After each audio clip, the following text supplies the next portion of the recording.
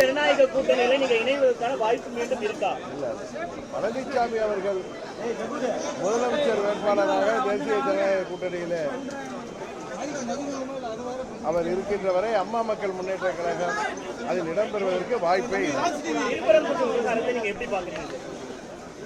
அதாவது அம்மா மக்கள் முன்னேற்ற கழகம் என்பது அம்மாவின் வழியில செயல்பட்டுக் கொண்டிருக்கின்ற இயக்கம்.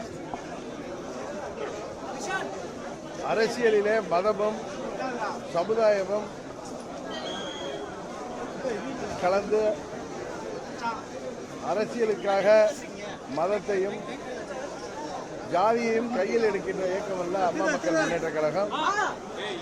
திருப்பரங்குன்றம் அந்த தீப திருவிழா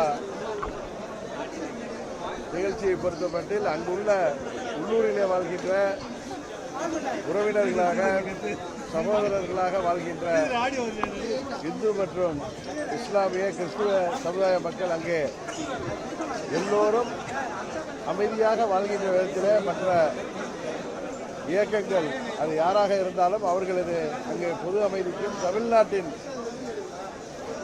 பொது அமைதிக்கும் மத நல்லிணக்கத்திற்கும் இடையூறு வருகின்ற விதமாக எந்த ஒரு அரசியல் கட்சியோ இல்லை அமைப்போ செயல்படக்கூடாது என்பதுதான் அனைத்து தமிழ்நாட்டு மக்களின் விருப்பமும். ஏனென்றால் தமிழ்நாடு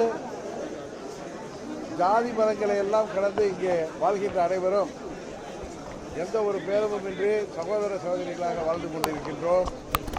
அதில் மதத்தின் பெயராலோ ஜாதியின் பெயராலோ அல்லது திருவிழாக்களின் பெயராலோ எந்த ஒரு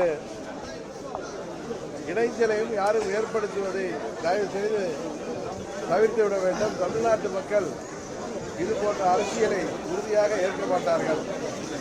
அதனால் தமிழ்நாடு தொடர்ந்து அமைதி பூங்காவாக திகழ வேண்டும் என்பதுதான் அம்மா மக்கள் முன்னேற்ற கழகத்தின் நிலைப்பாடு.